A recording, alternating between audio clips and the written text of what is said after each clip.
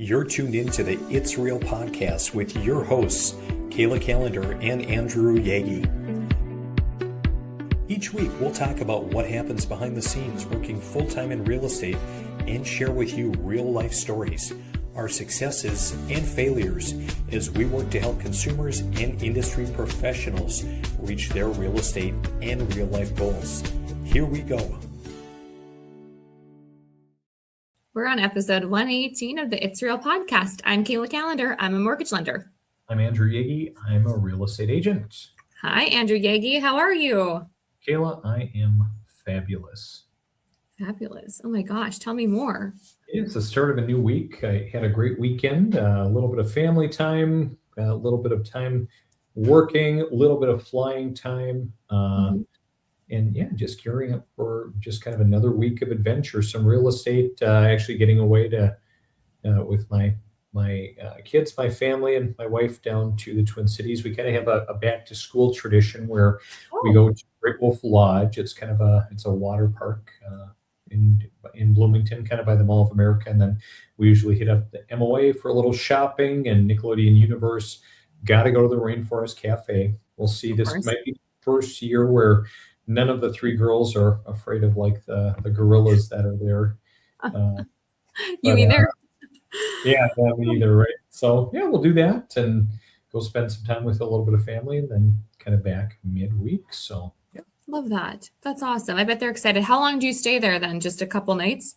You know, we kind of get there. Last year we stayed for 2 nights, but this year we're just going to stay for 1 night, do water park kind of this afternoon and into the evening, and then tomorrow head to MOA and fun. Yeah. Oh gosh, yeah, school is amongst us. People are starting, kids are back in school. Summer flew by. I'm sure you feel the same way. Tell me about it. Yeah. So what's up with you? I'm sure you had a little time at the lake. Actually, I think you had a lot of time at the lake. I was around a little bit, maybe not even this weekend, but it looks like you kind of hosted kind of a fun group. Yeah, I did. So I've been meaning to use my lake home as, a source of just hosting family, friends, business partners. And so finally I did a women in business event, invited a few people from, Fargo and said, hey, come to my lake cabin for the day. Let's have a boat ride. Let's have, some good food. Let's connect. And so I had a few women show up and we took the boat out and we had brunch, and yeah, it was just a daily thing. So I did that on Wednesday, middle of the week. And so it just seems to work better than, Fridays when closings happen. But really beautiful weather. And then I stayed there and worked from the lake Thursday, Friday, and Taryn and the dogs joined me. So yeah, we had a beautiful weekend and we hosted some friends on Saturday. And I love the heat. I love the humidity, but this weekend felt so good without just 90 degrees and humidity. It was so pleasant and comfortable. And yeah, and the lakes are quieter just because, as I've talked about before, it's like after the 4th, people kind of, get back in their other routines, or, people aren't hosting as much or they're back to school. So it was a really quiet lake weekend on our lake. Mm-hmm. I did make it out to Otter Tail just briefly to see my parents, and my sister and her husband and family were out there. They just had baby number 3, their 3rd daughter. And so she was 12 days old. So got to meet her and hang out a little bit, but had a lot of other things going on, so couldn't hang out there. I've got a question for you on your lake property, since you're pretty financially savvy, so you're using it to host people. You're using it a little bit for business. Have you ever heard of the Augusta rule? I have heard of it, but I couldn't tell you what it is.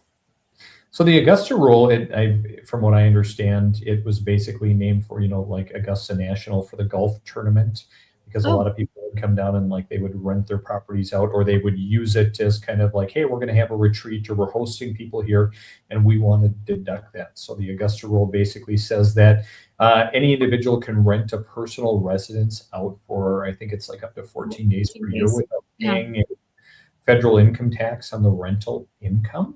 Mm-hmm. So you could rent it to a separate business entity for, legitimate meetings, retreats. Mm-hmm. So I've heard the 14 days too. We've talked to our financial advisor and our accountant to talk about could we do this? And those, there are ways. I think you're right though. I think it is 14 days. So Yeah. something to think about, because I mean, write those dates down. Write them down right now. Pull your remarkable out and make it out. I have my remarkable right here. Things to talk to the CPA about this year. Yes, no, but I think it's always worth looking into, right? Like you just never know. And I think a lot of people don't stop and realize what they can do, like tax advantage wise, and they just assume. And sometimes all it is a conversation to figure out how to best utilize your money and not have the government take your funds, basically. Well, and again, we talk often, Kayla, about having experts in your life and just the benefit of, not only your sphere, but just having the expertise, the trusted advisors. I've been talking to my CPA a lot recently about, as we're kind of working and transitioning out of residential single and multifamily rentals into maybe some more commercial, and kind of looking at, 1031 exchange versus, hey, what would this look like even if I just said, hey, I want to, this isn't going to work out on one property. What would it look like paying, capital gains and depreciation, which doesn't look great, but it's good to know everything. And then even like the other day, I had someone come to me and say, hey, I'm doing XYZ. I haven't always done things above board, financially. I haven't filed, taxes in like 10 to 15 years. I'm a little bit nervous because, hey, I'm trying to make some adjustments with my business, whatever. And so I was even visiting with my CPA about that. And in Minnesota, at least, and maybe it's federal, but there's like a 3-year statute of limitations. So they could never look back prior to those 3 years. And then, of course, it just depends on what do you have for income? What did you get, a 1099 or a W-2 or, whatever for. So kind of interesting, just, learning all the time when it comes to all things financial. Always. We had a client the other day that didn't realize his accountant hadn't filed his taxes. And we're like, we need them for your loan, and had no idea. And we've actually seen that happen a couple of times where they think they're filed, they're not. And it's like, sometimes I think people just trust the expert. They trust, but they don't verify, and they just assumed it was done.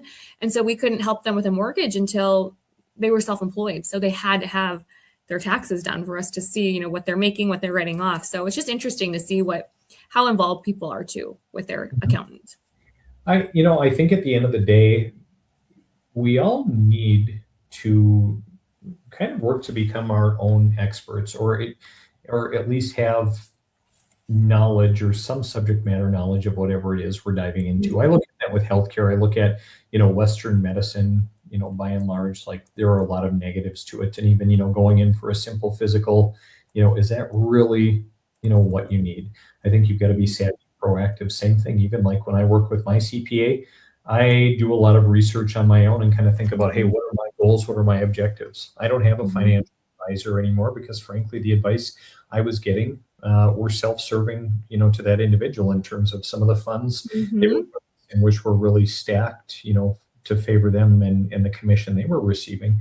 So I think there's just so much data, using AI as a sounding board, friends.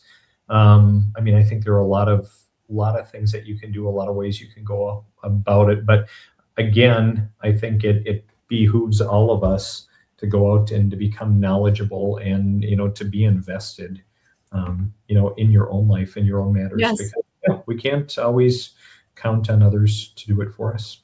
You have to advocate for yourself. Same with like healthcare, same with anything. Like, yes, there's experts out there. Yes, they know, but you have to educate yourself as well. And now we have so many tools that there's no reason not to, and again, too, I have to be careful with that because I have a lot of clients that go to Chat or Claude and they're like, hey, I'm asking you all these questions. They don't even know the questions they're asking me. They're just asking to ask. So I think, there's a good balance. Existence some days. What's that? I said it's the bane of your existence some days. I mean, I could go off on this. I had 3 clients last week, Andy. One of them came to me with a loan estimate from another company and said, hey, Kayla, can you get any more competitive on your rates?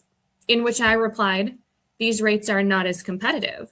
You're paying $12,000 for the rate. If you want to pay $12,000, the rate is much lower. And they're like, oh, and we've gone into extreme detail. Like, you guys, like, this is the rate. at no cost. If you want to spend $1,000 or 10 grand or 20 grand, the rate's going to go lower. So they sent me a competitor's quote and it was higher. And then I had another client that we're going conventional because it's the best program. They have great credit. They have money down. I mean, why wouldn't you go conventional? Because it saves money and it's a stronger offer and you don't have FHA mortgage insurance for the life of the loan or an upfront funding fee, less stricter appraisal requirements, things like that. And they sent me a loan estimate from another company for FHA. And she's like, hey, the rate's lower. And I said, it's actually not the best option though. And the rate's lower, but your mortgage insurance is higher. And I finally said, do you trust me or not? Because I've ran like 30 options for her. And she's like, I trust you. But I share that because I think a lot of people are influenced by AI to be like, make sure you check out this. And then they're just overwhelmed. And so they just shop and spit things out at you. And they just, to their defense, they just don't know. But again, trust but verify, but also don't be cynical either. Like, don't think the worst about the expert, because some experts do have your best interest in mind. Things that make you go, Yeah. We don't see a lot of, pushback, from, AI guided conversations and the like. A lot of people that come to us, they kind of know what they want. Some don't, I guess, but even like on the listing site, like a lot of people have vetted us. And a lot of people have vetted you too, I'm sure, but some more moving parts. And when it comes to spending money and rates, and everybody always just preaches rate. So I can see, how it's challenging, but we don't have a lot of those problems. And for that, I'm very grateful. That's good. And I think that's the hard part is I was talking to my husband this weekend and I'm like, if you go get a quote for a paint estimate or window treatments or what have you, usually the quote is the quote. With mortgage lenders, the market moves constantly. And so, people are shopping us on August 24th and then again on the 26th. And I always tell people, shop your lenders on the exact same day and time on August 24th between 9 and noon, because then rates are going to be somewhat similar, even though the market moves. But there's so many people that shop on different days. Well, by that point, they're going to go to this lender and they're like, oh, Kayla, you're better this day than this other one was a week ago. But in reality, when they go to lock, then it can change, it can shift. So in our business, it's hard because we can quote you, but it's only good until you're ready to lock it in or until you're in contract. So it's a quote, it truly is a quote that can change. Where just other industries, it's more solid, it's more accurate. Like it can't really move. I could be wrong. There could be other industries that it moves, but. Well, not to mention, I feel like, okay, there's an obvious level of transparency in mortgage because you have to provide, an itemized estimate, but still, despite the transparency, there still is a lot of smoke and mirrors. Yes. And I think that's where I've always told people, like, I have a client, he was working with another lender and I said, oh, I've never heard of that lender. And I look and the client has done about 6 deals year to date. Andy, that's not a lot of business. And I know people have to start somewhere, but there's so many individuals that are doing this part-time or just kind of dabbling, or they send an email and say, yeah, rates are this, but until like you're ready to lock, that is just one piece of the puzzle. The other part is reputation, communication. We just had an offer accepted because the listing agent was like, I know Kayla's team, they're going to get this done.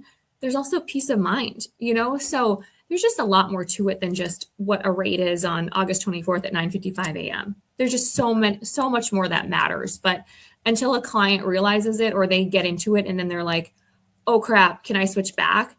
It's like they almost learn by being burned.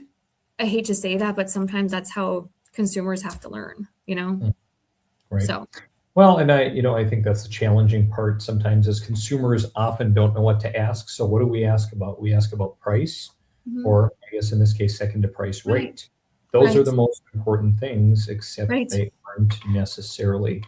I was impressed, Kayla, when I saw this HousingWire article, the 2026 halftime report, and kind of talking about it. And not only was it a great article, but you were also mentioned in here.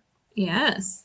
Let's US. So this talks about a lot of different opportunities in real estate. And so obviously opportunity 36 trillion in equity. So homeowners talked about this in the past. They hold roughly 36 trillion in equity against 12 trillion in mortgage debt. So credit cards and auto debt is priced well above today's rates, which turns a debt restructure and review into a financial planning conversation instead of a rate conversation. Kayla Kallander, a top North Dakota producer, builds retention on annual mortgage reviews and refi readiness plans. So first, congratulations being a part of this article. But again, I look at my own experiences in the past 6 years in real estate. I look at my own mortgage experience. No one's ever asked me, hey, do you have any debt that it would make sense? And maybe they know just from pulling credit reports to see, no, you don't have credit cards, you don't have auto debt. But I look at that and I think that's really awesome because, again, even lately, I'm seeing people get progressively lazier, agents, lenders, I mean, people in general, and just like, hey, yep, we'll give you a letter. And then the consumer or the client's like, wow, like I don't even understand what I'm approved for. No one's taking the time to educate me. You know, I get real passionate about that. So I think it starts with the realtors. I think that if realtors really held like their own, like you do, Andy, you're like, hey, go talk to a lender, get a plan together. What I'm seeing is people wanting to put the offer on the house before we've even talked. So we're rushing. We're like, okay, let's get the letter. And then they don't ever hop on a call with us, but we're like, hey, you're qualified. But I can't tell you how many times, Andy, that I've been able to pre-approve someone for much more if we reallocate their equity from their sale. So let's say they're selling a house and they're going to net 200 grand. If they paid off all their debt and put 5% down, they could afford more because all of their debt is at these higher interest rates. And so I had a client the other day, he goes, Kayla, I've bought 5 houses and no lender has ever told me that maybe utilizing my equity from the sale is better to pay down debt. I never thought of that. And I think that's where we need to slow down as an industry.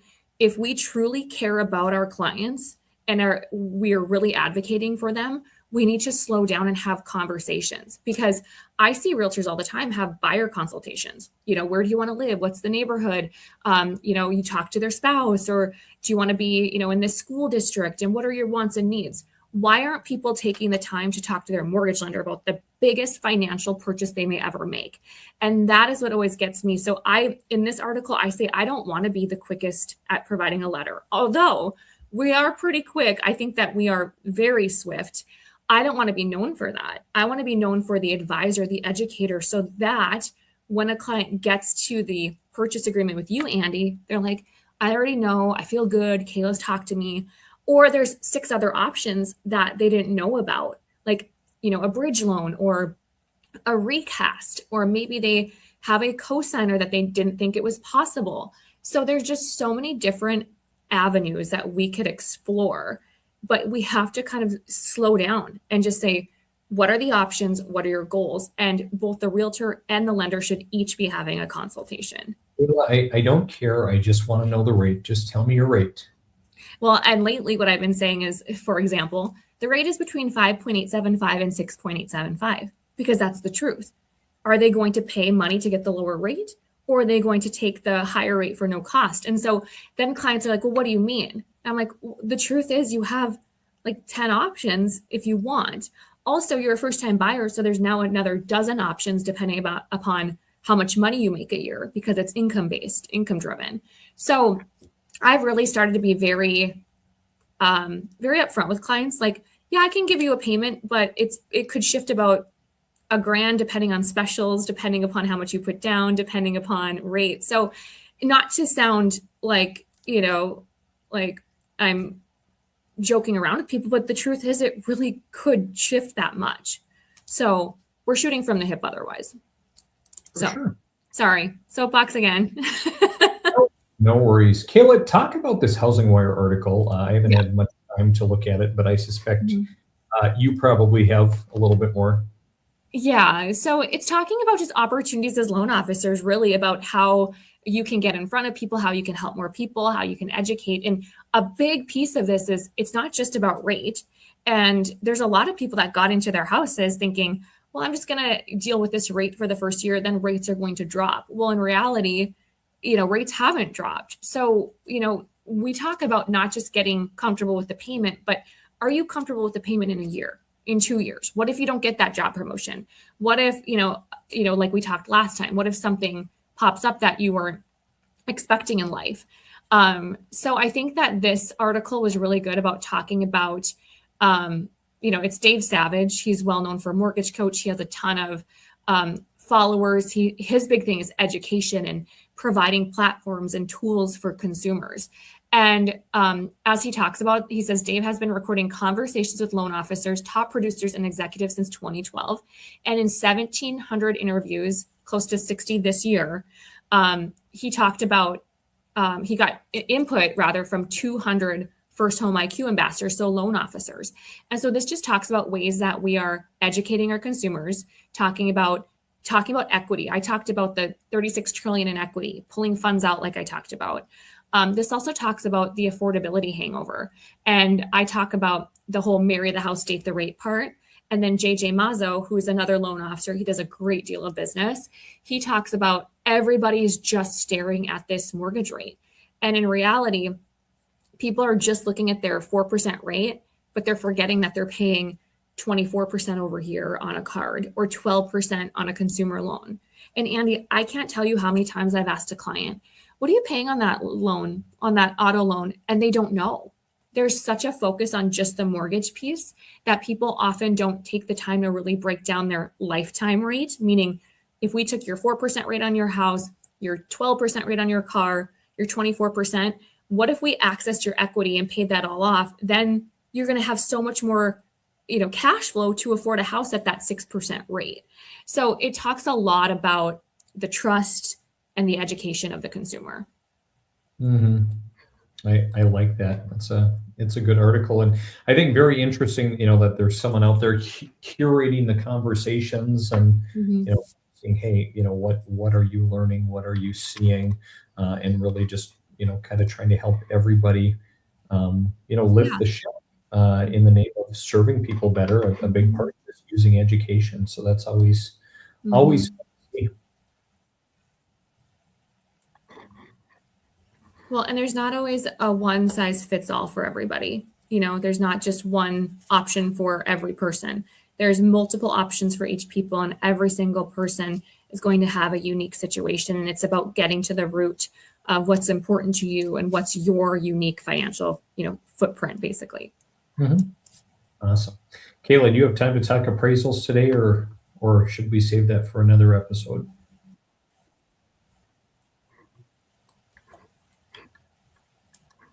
Yes, no? Oh, hey. I didn't hear you. What was that? Oh, we're maybe having a few connection issues. I was just asking. I'm sorry. We had some technical difficulties. Yeah. If you had time to talk appraisals today, or if that's a big enough topic, we should save for another time. Why don't we touch on it? Why don't we touch on it today, and then let's go deeper next time? I would love to touch on it today. Okay. I think that's a good idea. So obviously, most people, when they're buying a home, they're, getting some type of financing. And part of that process is the fact that, hey, we have to have an appraisal done. What's an appraisal, Kayla? It is a report of the value of the property. So a lot of people think that a home inspection is the same as an appraisal, and it's not. A home inspection is really designed to help find all the things that could go wrong, are wrong, age, just the structure of the house, the condition of the home. Whereas an appraisal is going to tell us the value. And so most loans are going to require an appraisal. Not all, depending upon a client's situation. Sometimes you get an appraisal waiver, but an appraisal is done by an expert. Typically, there's a panel of appraisals. Usually, companies have round robin. We can't just go pick an appraiser to appraise a property, and it's picked up, and an appraiser goes out, looks at the home, and provides comparable sales, which also impact the value of the house that you're buying. And so what it does is, a lot of people forget that an appraisal is just not the value of the home, like what you pay for it. It also looks at comparables to see what other what other properties are like your subject property, because that can impact your value. So although there's a lot of factors that can go into an appraisal, it is an appraiser's opinion. I always say the appraisal is kind of what you're willing to pay for it, but also they take into account sales that have occurred that are like your property. A lot of people think, Andy, that, well, that house across the street sold for $800,000, but it's a Rambler and it was built in 1990 and yours is new construction and it's a buy level, so it's, even though it's in your neighborhood, it might not be a comparable sale. But a lot of people forget that that is a big piece of the value of your home. So that is something that the bank will order. We have no control over the actual value. But what I want to talk about today is what happens when we get that report. What happens when a property is, basically appraised? And I will share that we get the report, but here is something that most people do not know. Just because we get the report does not mean it's cut and dry, we're ready to go, here's your copy. We have to put it through underwriting review. And why is that important? Because I can't tell you how many times we as an organization have to go back to an appraiser and say, hey, can you talk about this comp? Hey, can you tell me why you adjusted it this much? Hey, this is incorrect. Can you tell me more about XYZ? And sometimes, Andy, that can shift things like the value, or maybe we need a different comp. And so until it's final approved by underwriting, we don't release it because it's not final. And so that is something I've realized our industry doesn't know, is just because we have the copy doesn't mean that it's ready, set, go. And that's a lot of people get worried about the appraisal. So I share that because sometimes you have to be patient. You have to be patient and just wait for it to be viewed. And I told a realtor this the other day. She's been in the business a decade, and she goes, Kayla, I didn't know it had to go through review. And I'm like, yeah, it's like, just because it's due on the 20th and we get it doesn't mean that it's ready to go. We take a look at it. But also, Andy, it's not public. No one else knows about the appraised value aside from the client. Even the realtor representing, we have to have permission to send the appraisal to them from the client. The seller doesn't know, and the listing agent doesn't know. And that's something else that most people don't know. They think it's just everybody knows. No, if we have an appraisal that came in 50 grand high, our buyer gets to know that. Then they can share that with their realtor, but that is not for the sellers to know. I'm sure you knew that because you represent a lot of sellers. We work predominantly with sellers, and that's always a big, piece of frustration for people, Kayla, just from the standpoint of it's like, okay, the appraisal's back and it's good. It's cleared underwriting. That's really great. But what did it appraise for? Mm-hmm. I often have to say, well, purchase price or better, but unfortunately we won't necessarily know. I can certainly ask, but not everyone's always willing. Mm-hmm. Share that kind of like a home inspection, Kayla, like the home inspection belongs to the buyer. And, the buyer isn't necessarily going to share that with us unless there are specific asks that they have. And frankly, we may not want to always know about inspection items because, hey, if we know, we have to disclose it. So, but that's getting off onto a different tangent. But appraisals are very, very interesting. Boy, we both could share scores of stories from, appraisals that have gone really, really well. And hey, it's business as usual, to, hey, the appraisal came in at value and we still had a problem, to, wow, the appraiser never showed up and neither agent on either side followed up, at which point a deal ended up falling apart because the appraisal never got done. It wasn't one of my clients, but I ended up getting a listing actually because they fired their agent. Oh no! Things went south, but very interesting.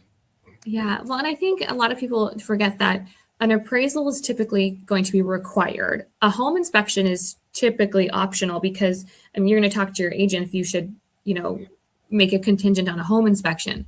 But they're two separate things. And we don't get a copy of the home inspection, Andy. As a lender, we don't. We rely on the appraiser to, if he sees or she sees any concerns, she calls it out in the appraisal. So we go off of what the appraisal says. Often we see subject to. Subject to appraisals mean that there is something that needs to be fixed or remedied. Safety, sound, structural. It could be scraping and painting windows because of the property. when it was built, the age of the property, and its FHA. It could be new construction. We always get subject to because it's not done yet. So the appraisal will say, this is the value subject to the completion of the home by Heritage or Dabbert or Thompson. So we see a lot of those, but I just think it's important to know that one, lenders do not hold appraisals hostage. Once we get them and they're reviewed, my team anyway, we're spitting them out immediately. Two is that we don't have control over the value. I hear a lot of people say, well, if we switch lenders, well, you could, but at the end of the day, that same appraiser could get it. And three is that the value of the property is one piece. The rest, the comps, if you've ever seen an appraisal, it can be, 24 pages. And it's important to know that that has to be reviewed by the bank, by the mortgage company before it's released, because there could be some things that shift. Andy, I had a file last month and it was valued, and they had written some things in the purchase agreement that said, we have a commitment date of this day, meaning the loan has to be final approved. Well, we found out the value at 8 p.m. that night. And I said, hey, the value's in, because then they wanted to do negotiations if they could. And the value, you guys, is where we need it to be. It actually came in higher than offer price, Andy. But I said, it still has to be reviewed by underwriting. Andy, it was a jumbo product, meaning a riskier loan. Home. What's that? So an expensive home. An expensive home. Yes, very expensive, and hitting nearly $2 million. And the underwriter looked at the comparables and realized that the appraiser had made such huge adjustments from the comps that it was risky. So basically they said, we need another appraisal done, like a desktop where it's just quicker. And it came in, Andy, 400,000 short. Ooh. So basically stating that appraisal, yes, it's important that they give their opinion, but the data did not support it. So we were at a point where, okay, do we get another appraisal? And if they use comps more like that property, then we probably would see that value come in a lot shorter. So I share that with you because appraisals, although so important, it's not necessarily the lender that's in control. There's a lot of steps that have to take place before it's released and provided to the client.